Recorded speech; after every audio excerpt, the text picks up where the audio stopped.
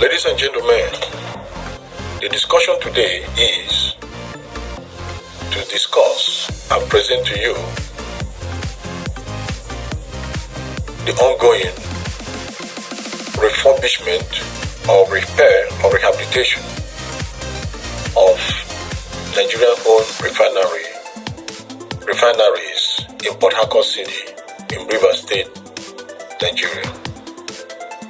Of the Nigerian government-owned refineries, 3 are in Niger Delta region, 2 in Port Harcourt, and 1 in Warri, and 1 is in Kaduna. The Port Harcourt refineries have a combined refining capacity of 210,000 barrels a day, comprising a 60,000 barrels a day plant commissioned in 1965 and a 150,000 barrels a day plant commissioned in 1989. The Port Harcourt refinery is undergoing a $1.5 billion upgrade after Italian's company named Technimont was awarded a contract to carry out the work in 2021. The revamp will take 44 months to complete as scheduled. However, last year, the Nigerian government said that the Port Harcourt refinery will start processing crude at the end of 2022. However, successive oil ministers and NNPC Limited executive have announced a series of unsuccessful plans to restart, revamp or expand the refinery. The current petroleum minister, Mr. Lupobiri, has stated recently that the Port Harcourt refinery will come on board by the end of 2023. He added that 2 other refineries in Warri and Kaduna will start processing crude between the first quarter and end of 2024. Let's hope that this will happen. Nigerians do need to be able to produce their own oil. Okay? I believe that the current administration of President Tinubu is doing a great job as far as this trying to restart this refinery is concerned. And I hope that he will be successful, unlike the previous administration, and also to get the other 3 refineries going. Okay? Thank you. Please watch the video and share it and subscribe to the channel. Thank you. Brighter days ahead.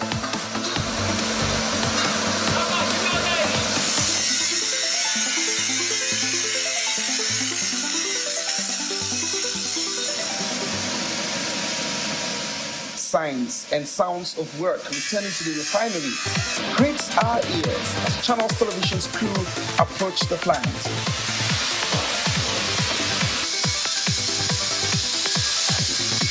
Okay, this area is the crude distillation unit, unit 10. 10-inch line that brings raw crude oil to either 5 process comes in here. If you trace the line, it comes all the way from the battery limit into this point, and this is called the crude charge pump. It's a brand new pump to enable seamless production as you come up in December. Okay, workers here are seen fabricating pipes. Others are making connections. But to get a better sense of what is now termed the full rehabilitation of the Port Harcourt refinery, our cameras towards the plant. It captures footage of newly installed pumps replacing the old. Welding works intensified to meet what is now a December deadline. This process with a specialized machine is known as the blasting and painting. All the pipes, hundreds and hundreds of them on this plant, will be treated, blasted and painted for anti-corrosion, while others will be replaced completely. The control room for the refinery isn't left out of the rehab process. It's been installed with new equipment to allow for full automation. To ensure there's no stoppage, the warehouse is loaded with replacement equipment, gadgets, and materials. some that can survive exposure are kept out on the field waiting to be deployed.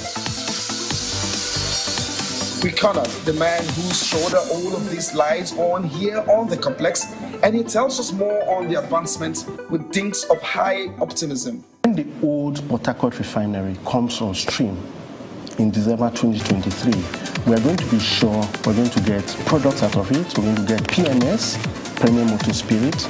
We're going to get kerosene. We're going to get automotive gas oil, AGO. We're going to get LPFO, which is for industries, heavy industry use. We're going to get all those products. Of particular interest is how and why this rehabilitation timeline appears fully on course, especially the funding mechanism. This refinery, when we bring it back, we're going to ensure that it runs at a minimum capacity utilization of 90% to be sure that we're able to pay back these loans, because we're using a loan to repay it. We have the governance to ensure that it is done to standard, so that when the plant comes up, it's going to run safely, it's going to run reliably, sustainably, and profitably. Prior to this moment, an integrity test have been conducted at the instance of the EPC company Technimont and approved by the STECO and the NMPC's management, led by the GCO Malambele Keari. The result meant that all units of the refinery components and operations had to be rehabilitated. Back on the plant, this is an FCC cyclone to be used for the fluid catalytic cracking unit. Don't panic, let me explain. The FCC is regarded as the money spinner of the refinery where PMS is used. So this brand new 70 tons equipment known as the cyclone will be lifted by a heavy crane that has a long beam into the FCC reactor by cutting the top of the FCC and replacing the old with this new one. The FCC will be up and running when this unit is installed, so PMS will be produced from here. So there you have it. By December 2023, this year, this plant, the Port Harcourt Refinery1, a 60,000 barrels capacity, has a date with history. It's barely a few months to that time. Will it come to life? That's the big question. From Port Harcourt Refinery here in LMA, Olu Phillips, Channels Television News.